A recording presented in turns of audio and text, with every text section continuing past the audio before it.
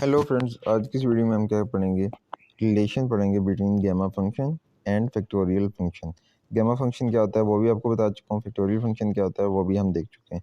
ठीक है, तो आज हमने क्या करना है, इसका एक प्रूफ देखना है। प्रूव डैट द फंक्शन इसकी gamma of n and alpha of n are related.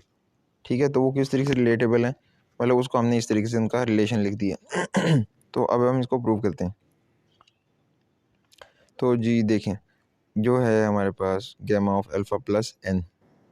ठीक है, तो उसको हम कैसे लिख सकते हैं, इसके अंदर हमने वन ऐड भी कर दिया और माइनस भी कर दिया। ठीक है, उसके बाद हमारे पास एक क्या रिजल्ट है, जो थ्री डॉट्स में मैंने लिखा हुआ है कि जब भी हमारे पास गैमा की फॉर्म, गैमा के अंदर क्या आएगा, जेड प्लस वन। ठीक है, मतलब जेड कोई भी इंटीजर हो सकता है, साथ में उसके वन ऐड हो रहा है, तो हम उसको कैसे लिख सकते हैं, जेड गैमा जेड। तो अभी ऊपर देखें, ऊपर क्या है, इस सारे को अगर हम z कंसीडर करें, alpha plus n minus one, ये सारा का z ले लें और बाकी फिर साथ में इसमें क्या है, प्लस वन हो रहा है। ठीक है, तो उसको हम कैसे लिख सकते हैं, z इस पर हमारे पास क्या है, alpha plus n minus one, तो ये बाहर भी आ गया और अंदर भी आ गया। ठीक है, मतलब उसके उस टाइम में हमने लिख दिया, उस फ्लो में। उसके बाद इसमें हमने एक बार फिर क्या करना है, प्लस भी करना है माइनस भी करना है। तो माइनस इस बार क्या हो गया, इस बार टू टाइम्स हो गया, तो n माइनस टू हो जाएगा और साथ में प्लस वन। तो फिर हमने जो हमारे पास ये टर्म है सिर्फ इतनी कि gamma into alpha plus n minus two plus one. तो इसमें अब हमारे पास जेड कितना हो जाएगा, alpha plus n minus two. ठीक है, और साथ में इसमें प्लस वन हो रहा है, तो इसको भी हम सेम उसी जो ऊपर तीन डॉट लगाएं फिर दोबारा उस तरीके से लिख देंगे। इसकी वजह जब फिर हमने लिख दिया, तब देखें अब हमारे पास गैमा से पहले एक टर्म थी, फिर गैमा से पहले अब दो टर्म्स हो गई हैं। पहली क्या है, alpha plus n minus one, फिर alpha plus n minus to.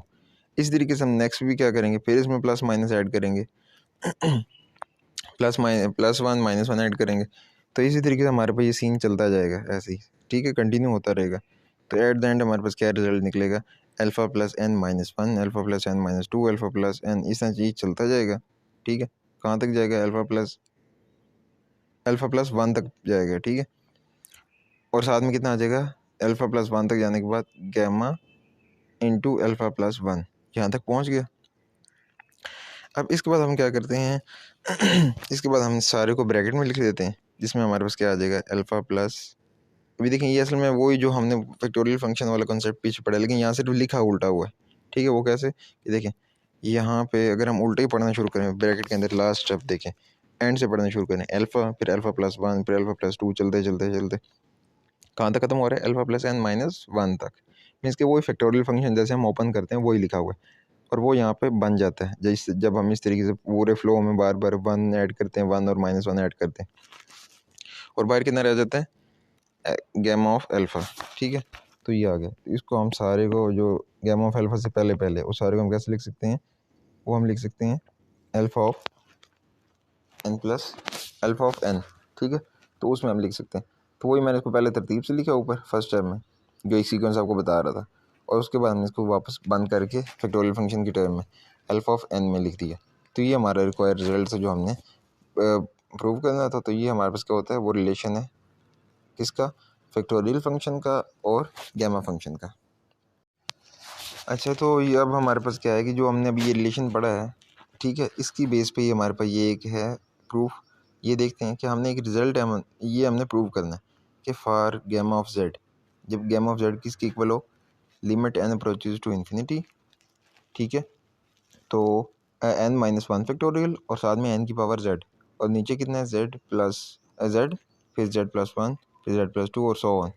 जब ये हमारे पास सारा हो तो हमने फिर प्रूव क्या करना है कि ये सारी की सारी टर्म किसके इक्वल है, वन के।